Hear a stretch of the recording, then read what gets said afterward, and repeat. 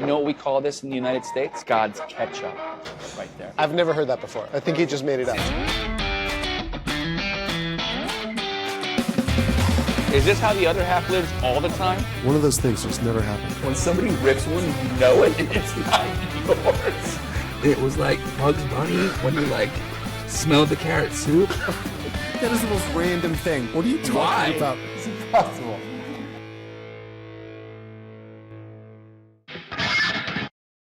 The overseasoned crew is back, and Tony, let's start from the top. We're recording in Atlanta. Icon Studios. With our homie Stone, who turns out he's a Philadelphia old school brethren, lover of the Eagles, lover of the Wawas, lover of the Peanut Chews. You didn't know Peanut Chews. I didn't know Peanut Chews were a from thing. Philadelphia. I had no idea. I mean, I didn't. Well, this is how you learn, right? But anyway, Tony. So I've been on the road quite a bit, as you know, which is per usual. Post COVID, post Dad dying, I've pretty much not said no to anything in terms of travel, and I just got an opportunity to go on a really fun trip in Mexico. Right. I essentially, I think I've realized. I wanted to go on that one, but couldn't make it happen. Yeah, well, so check it out. So, for those of you who don't know, I've closed the loop on a traumatic experience in my life, which was at 22 or 23 years old. I opened a restaurant with our dear buddy Cliff, and I met a lot of great people out of that place. So it wasn't all for bad, but I opened up a restaurant when I was a kid called Agave Bar and Grill. And Agave Bar and Grill, the mission of Agave in Dallas, Texas, was to do. It's such a boring name. Why'd you come up with such a boring name? What would like you agave? What would you named it? It's hard to Google something like that, like Well, listen, agave tequila bar. Nobody knew what agave was back then. Everybody called it a gave. That's part of the problem. They called it a gave. What's a gave? Now agave. Now tequila is an incredibly celebrated and sought after drink. Yeah. But back in those days, the goal was to create like a badass farm to table-ish experience with your local. It was what would happen if Chili's and a high-end restaurant had a baby, and sure, we found out. Did you? Yeah, after a year of Texas ketchup. There's a lot of things that came from the experience, and just Texas ketchup out there. Anybody who doesn't know this is Hidden Valley Ranch dressing, and so anyway, I've always wanted to visit Tequila. And I didn't even realize that the name Tequila comes from a place. I always thought that tequila was made in a place called Jalisco, which it is, as well as other surrounding areas that are approved for the production of tequila. But I also, so I found out that there's actually a town of Tequila, and I stayed in the town of Tequila, which was cool. Yeah, it's kind of like Champagne, isn't it? Yeah, but I don't know if there's a town of Champagne. There's a region of Champagne. Region, but right? Yeah, exactly. It's like that. And I had a great time. But Tony, I know you don't like talking about these things. Well, then let's do it. Yep. So I went to two places over the last 2 months that were both very challenging. Okay. And as I get older in my life, like two countries or two restaurants? Two countries. Okay. So I went to Thailand, and let me fucking tell you, bro. So now at this part of my life, sadly, for as much as I love it, I love hot stuff. I love chilies. I love spices. But I can't handle it. It is too painful. Okay?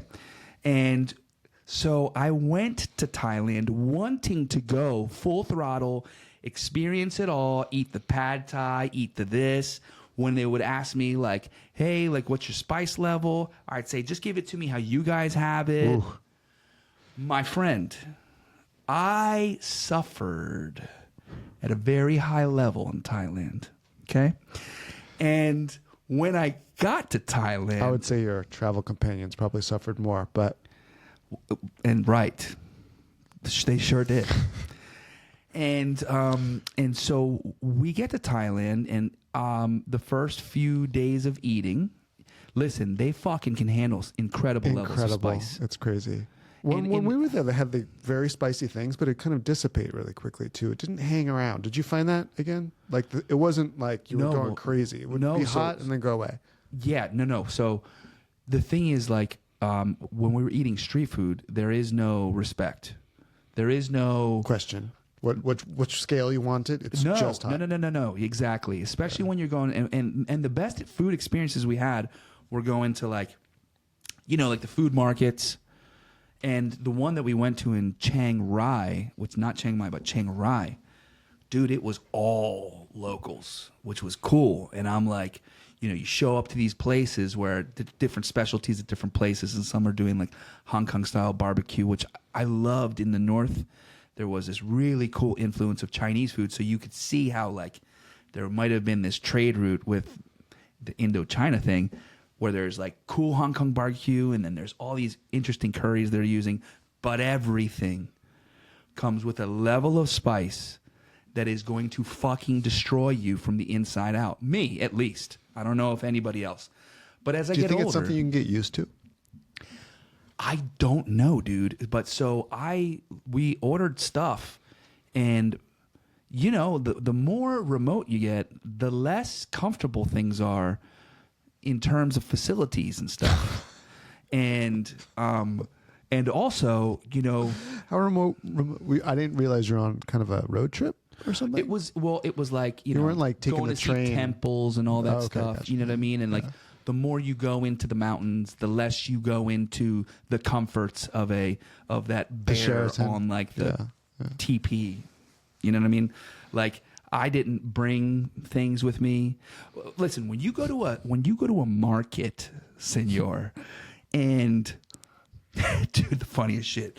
So I like went up to this place, and we got like soup, and we got this, I forget what the soup was called, but it was delicious. It was like a spicy chili coconut soup with chicken in it, and then we got like the drunken noodles and all this stuff. And on the counter they had like when you pay, they also sell coconut water. So just like when people are like, "Hey, would you like fries with that?" I like order a couple dishes, and they're like, "Would you like napkins with that?" And they charge you. Well, and I said, "Napkins?" I'm like, "They're not on the table," and they're like, and then they pull out a roll of toilet paper, and I'm like, "I mean, my God, if you're offering it, I might need it," and I did. Within moments of this delicious smorgasbord. Wait. Why are they offering? Because in the bathrooms, for what? There are none. And if you're a round eye, there's a good chance you're not going to fucking handle what's about to go into your system. And they were right. That quickly? Well, the problem is, dude, so the spice levels are fucking insane, and you have soup, and it hits one orifice of your brain, and then you have noodles, and then there's a different chili, and then all of a sudden your throat is spicy, and then before you know it, there's a tingling sensation inside you that says, get the fuck off the table and go find a place to meditate for a moment. And so I did. But when I walk in, like a fucking idiot, like a first timer, I sit down after building a nest and going through the entire fucking rigmarole of making sure that my station was set up. And then I literally look into I'm like, there's no paper. So then I got to go back to the table, and you got to pay. It's one of these countries where areas, not countries, but you got to pay to get in there. And I'm like, hey, I didn't use trying to communicate with some lady. Why did you just pay twice, dude? It was probably 50 cents. I did. You know what I mean? Like you go through these things, right, in your brain. And anyway, so I go back, I get the roll, right, and I go, and dude, anyway, it was just fucking insane, right? And I started thinking to myself, I have got to come more prepared. I have got to put together a whole plan of things. You need a fanny pack. A fanny pack for the fanny, funny enough. And so anyway, so I left Thailand with a different perspective, and this time when we were there, you didn't have that many issues, right? Because we were eating the fancy stuff in the fancy places with the fancy bathrooms. Everything was fine. But on this trip, I landed, and the first thing I did was I went to a dispensary, and the dispensary, what I thought, I mean, it is like a fucking wonderland of delicious goods. I went crazy because they're like rolling things for us and doing. Let me tell you, Thailand is a wonderland for those who enjoy life. And so I get there and I'm all excited because I usually don't eat carbs, and I'm very down for pad thai, drunken noodles, and all the other things. And, you know, day 1, 2, I'm trying to show off. I'm going to eat the spices like it should be, right? By day 3, I'm like, we're not fucking doing this anymore. I can't do this anymore. My face is going to fall off. And, you know what I mean? Like, I can only imagine. Anyway, so then I asked our server at one of these restaurants. We went to this incredible place called Neng's, right? And dude, I have pictures of it. I'll show it to you. This place, dude, they have these big clay jars. Almost like, imagine like a vase made out of clay that you'd put like a tree in, right? Yeah. Maybe like 3 foot tall. And they use these clay pots for cooking. So they've created like these interesting little hangers where they'll put pork belly on them. Oh, nice. And like then a tandoori. Like a tandoori, exactly.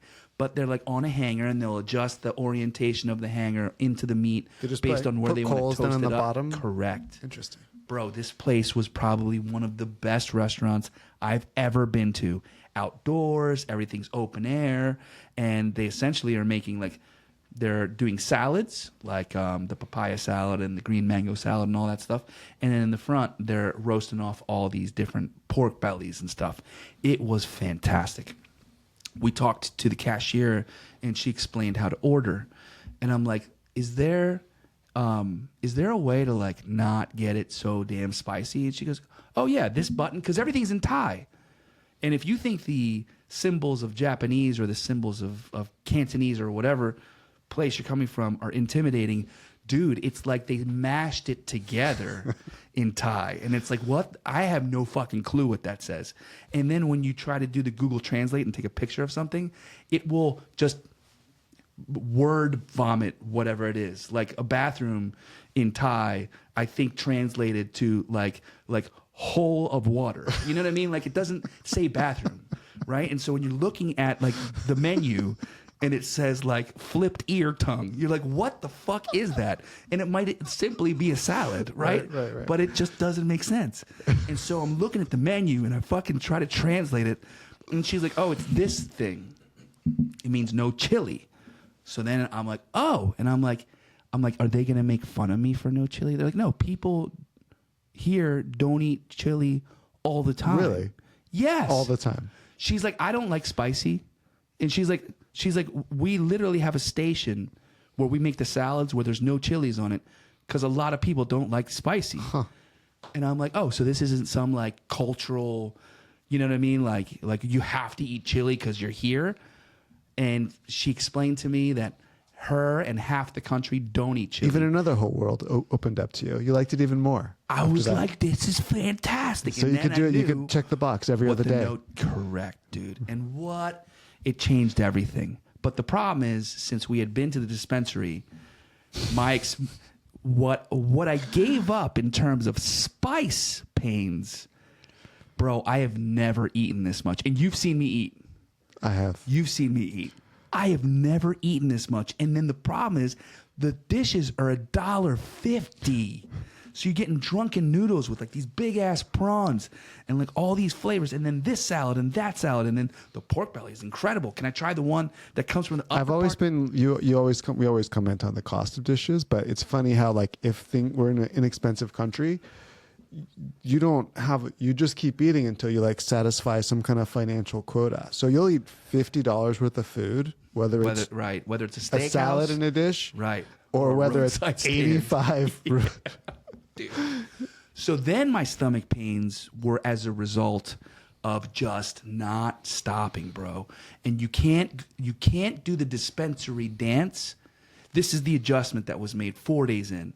You can't do the dispensary dance before you go eat. We did this. We made the same well, I wouldn't say mistake. We had the same experience. Dude, the food in Thailand is so good that you can't stop. I couldn't stop. And so what was chili pain ended up literally becoming, did I rupture my intestines? I'm in pain. This is too much. And since I don't eat carbs, all of a sudden, it wasn't one drunken noodle. It was like this noodle and that noodle. And I want to try that. And I'm having green papaya. Back. You can draw yourself a line. So much. But anyway, then Ronnie was kind enough to invite me to go to this cool tequila trip. I had never gone.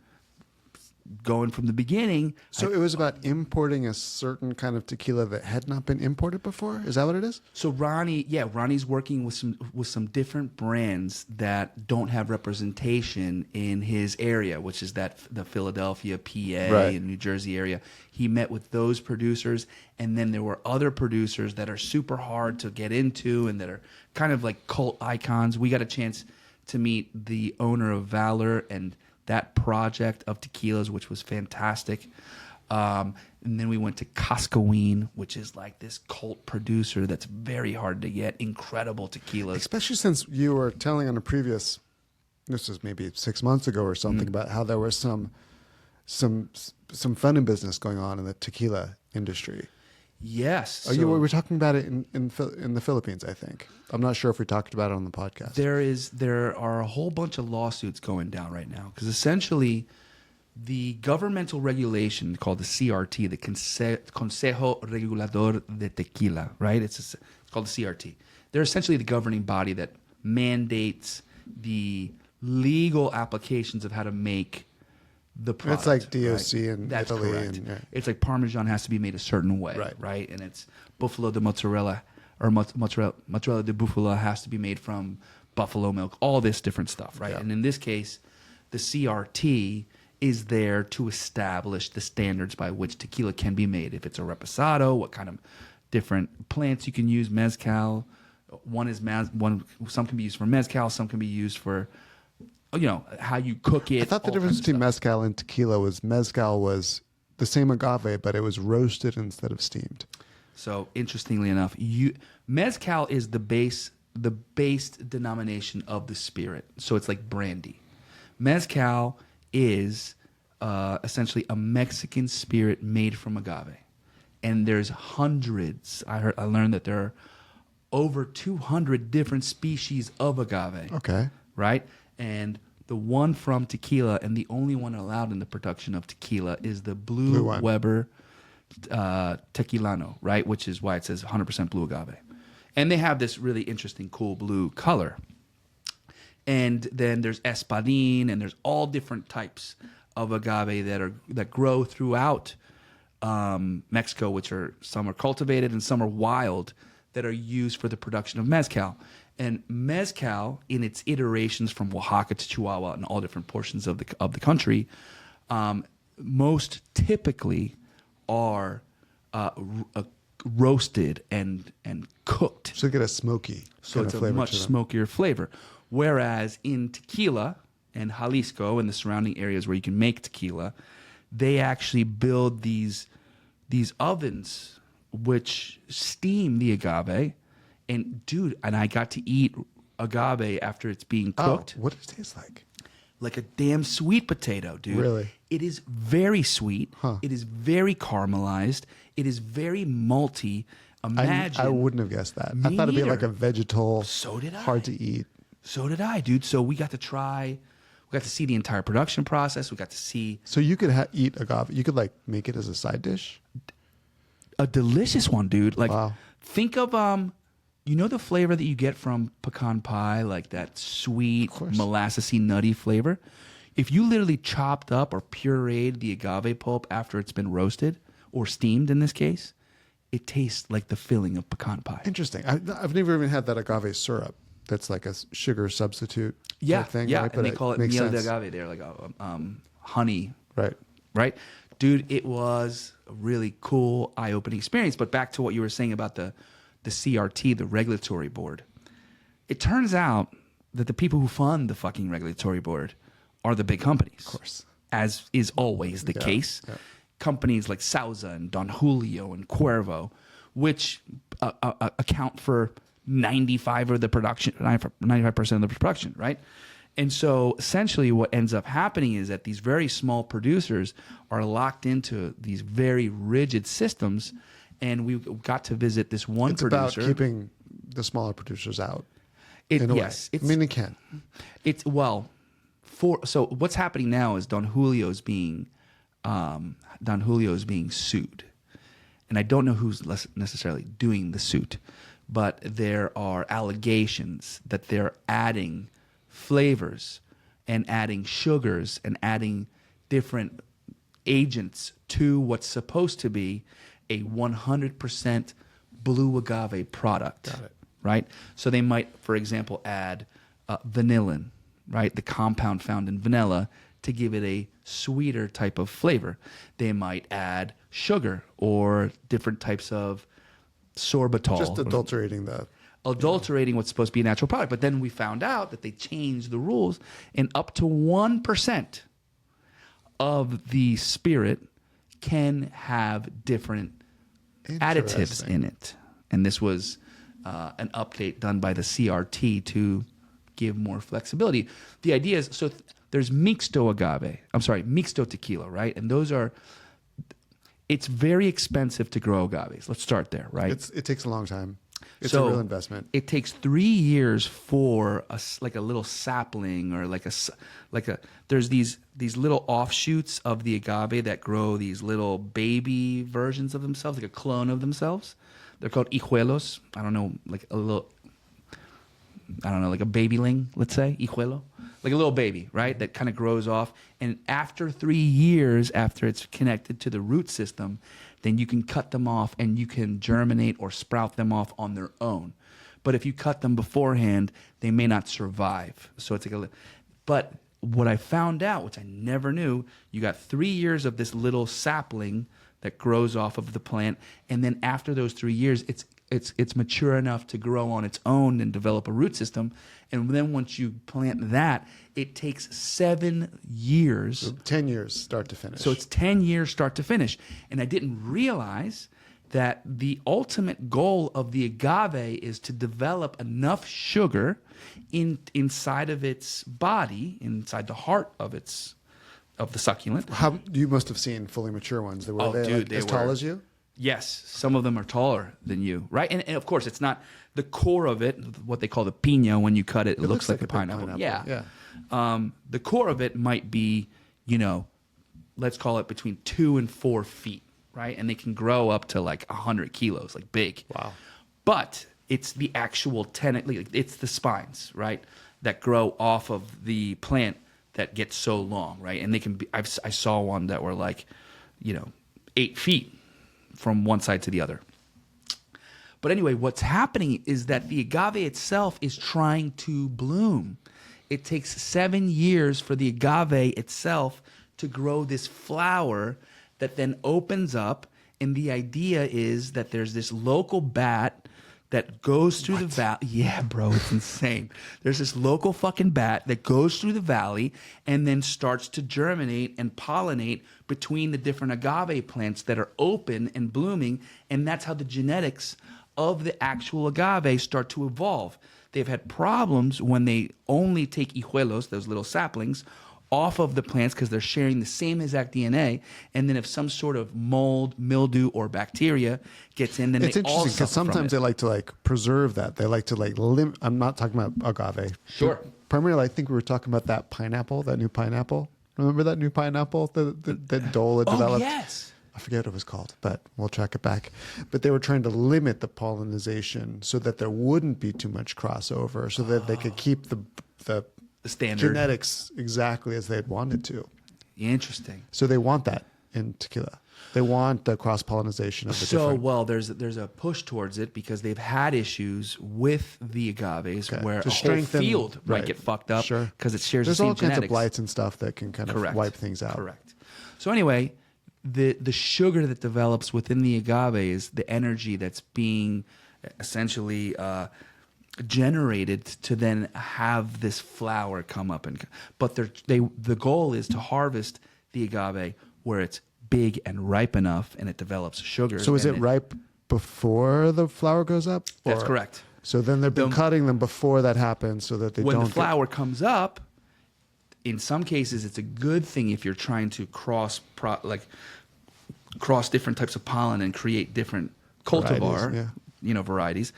But it's bad because the moment the flower comes up, all the sugars is used for that production of the flower, and you no longer can use that agave for tequila.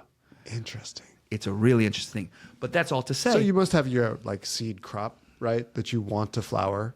And then it's a pretty complex system. And obviously, if you're going to start a tequila brand, you've got 10, let's call it, I mean, you can always go buy, but if you're going to do your own agave, you've got 7 years, even if you were to buy clones, you got 7 years before you're making product, which is insane, right? Well, I'm sure the bigger farm, they have a rotation of, That's of course, correct. I can only imagine the amount of planning, that goes into that.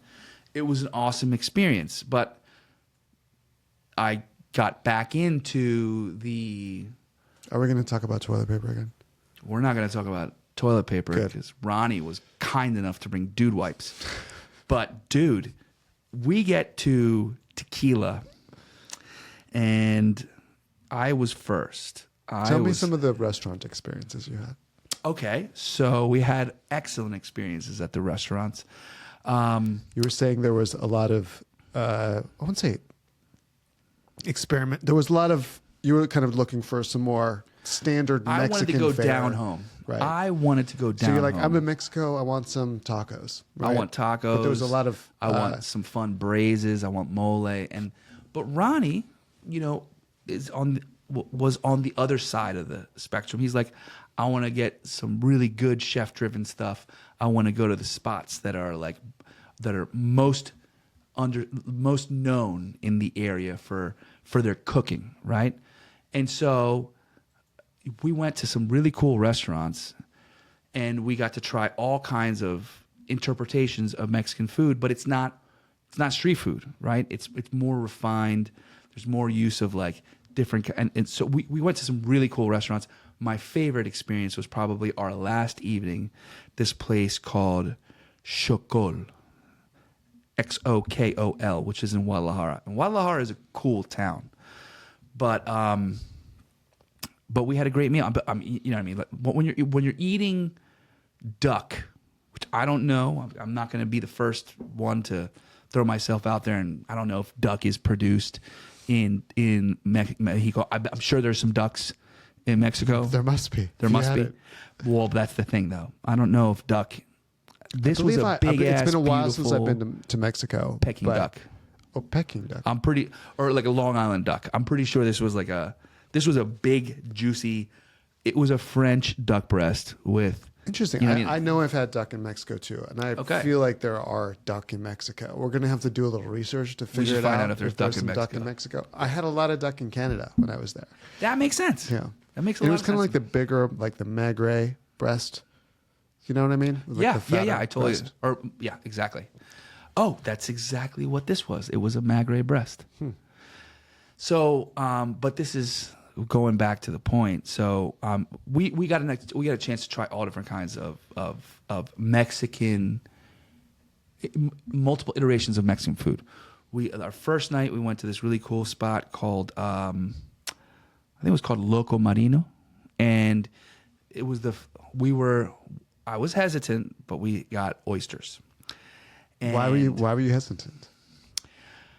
I know why you're hesitant, because I'd be hesitant too. My oysters for me are a cold weather type of operation. Yes. Even if it's warm at the time, it's a place that gets cold. Well, right. It's mental. It's just mental. I've been to Mexico where they're just cracking them open, serving them on the beach, like walking by, serving plates of oysters, which was always a little odd to me. I've only had oysters in Colombia one time. And this all fits in the same theme, right? We're trying to avoid being attached to your hotel as a result of the decisions you made of what you're putting in your fucking face. It's also, right? you know, I didn't grow up on a coast. So it's the oysters for me have to be like in a really perfect situation. I'm not gonna be adventurous with oysters. I'm a deep lover of oysters. I know. I'm a deep lover of oysters. And my adventure. first oyster. And, you know. Yeah, exactly. Deviating off the path to then run back to the path because the path is the only place where you can unpath yourself. But I ate my first oyster, dude, when I was 22. For all of the shellfish that my dad loved and all of the exposure to, you know, obviously seafood that Spain is known for, I've had mussels, I've had clams of all kinds, I've had tinned fucking seafood creatures of all kinds. Take a little more work, you know. You got to shuck them and know what to do, and like scrub them. They got to be clean and fresh and all that to start, right? So the first thing we eat after, because Ronnie has the rule, I will not oyster if it's a travel day. That's his rule. He's been here, right? And what's the first thing we ate when we fucking landed? What's the first thing we ate? Well, it's not a travel day if you're already there. Well, but the next morning we were gonna go. Okay. If you're traveling, you have to say no the whole. The first thing we had, because they were cooked, was oysters, of course. And we had oysters Rockefeller. So wait. Yeah, I know. Wait a second. Yeah, we went to Mexico to have oysters. Went to Mexico, and the first thing you ate was oysters Rockefeller. Okay, proceed. Okay. And then we also have... Then you had a cheeseburger. Then you had a Caesar salad, which actually is from Mexico. Then you had... You know, what? Well, and then we had a different type of... So we had the Rockefeller, and then we had... Was it like a spinachy Rockefeller or a scallion? Classic. It was spinachy. It had... It wasn't parm, but it was like pecorino crust on top. It was a good oyster. And then they had their local version was oysters zandoreando, something like that. That was the name of the oyster or the style of? So zandoreando in Guadalajara, or I don't know if it's across all of Mexico, or if I'm saying it wrong, perdón. But it's like this chili.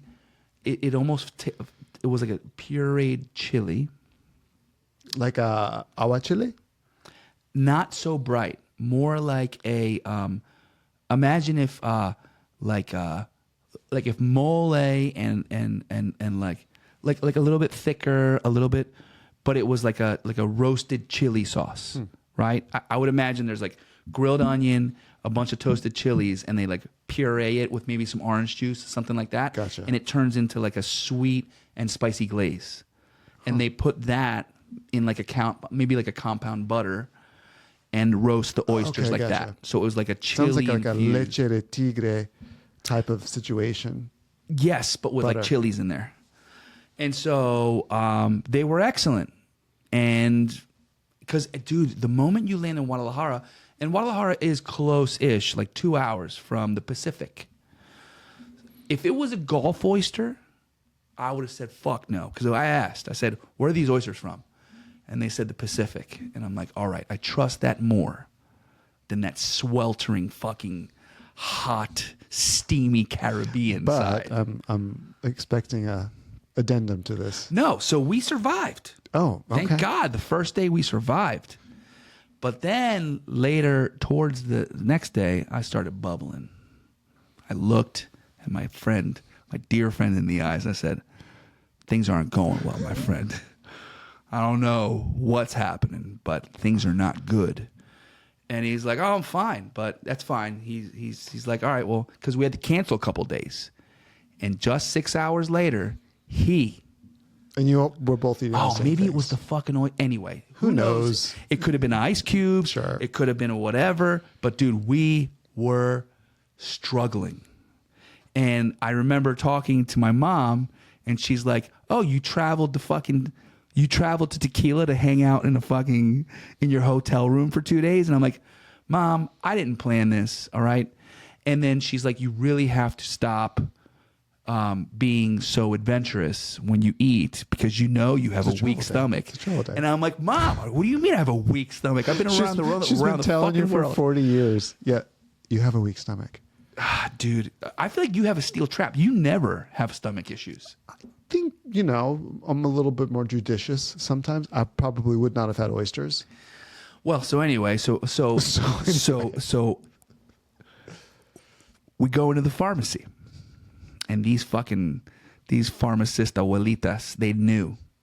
Like, me and Ronnie walk up, we're like sweating, and they're like, diarrhea? I'm like, yeah, how'd you know? She's like, I don't know, it's the perspiration on your lip and that fucking Gatorade you're carrying.